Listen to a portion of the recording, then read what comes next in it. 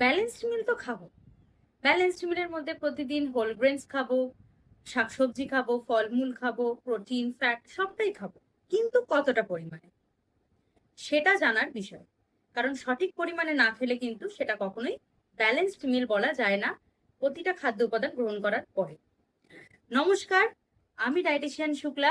আজকে আপনাদের সাথে শেয়ার করব যে খাদ্যের প্রতিটা উপাদান ঠিক কতটা পরিমাণে থাকলে সেটাকে আমরা ব্যালেন্স মিল বলতে পারি। National institute of nutrition India আমাদের জন্য একটি ব্যালেন্সড মিল পার্সেন্টাইল তৈরি করে দিচ্ছে। সেটা কিরকম?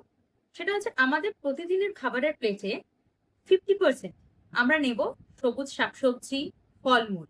সবুজ শাকসবজির মধ্যে বিভিন্ন ধরনের যে শুধু শাক থাকবে তাই নয়, অন্যান্য সবজি, রুটস অ্যান্ড টিউবার অর্থাৎ যা মাটির নিচের ফল বা সবজি সেগুলোও থাকবে, এবং তার সঙ্গে থাকবে ফলমূল।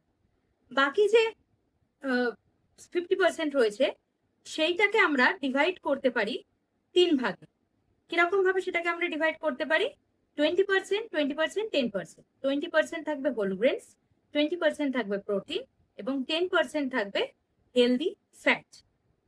অর্থাৎ বোঝা গেল যে আমাদের খাবারের যে প্রতিদিনের ব্যালেন্স মিল তার মধ্যে সব থেকে গুরুত্বপূর্ণ হচ্ছে শাকসবজি।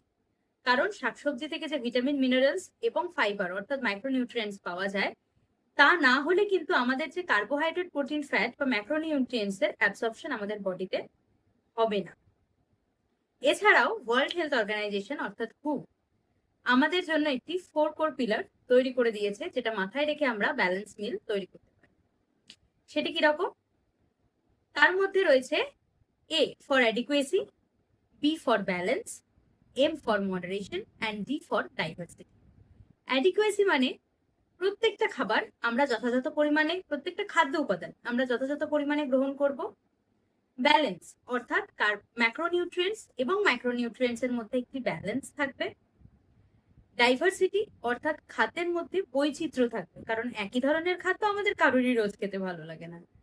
আর হচ্ছে মডারেশন, যেটা আমাদের সবার আগে মাথায় রাখা উচিত, কারণ limited sugar, extra salt, processed food এগুলো আমাদেরকে মডারেট করতে হবে, যা আমাদের শরীরকে দীর্ঘস্থায়ী সুস্থতা দেবে। তাহলে বোঝা গেল যে কিভাবে ছোট ছোট কিছু জিনিস মাথায় রেখে আমরা ব্যালেন্স মিল তৈরি করতে পারি। ভালো থাকুন, সুস্থ থাকুন, আমার চ্যানেল দেখতে থাকুন, ইট হেলদি লিভ ফার্মলি, এবং ভিডিওটি ভালো লাগলে লাইক, কমেন্ট, শেয়ার এবং সাবস্ক্রাইব করুন।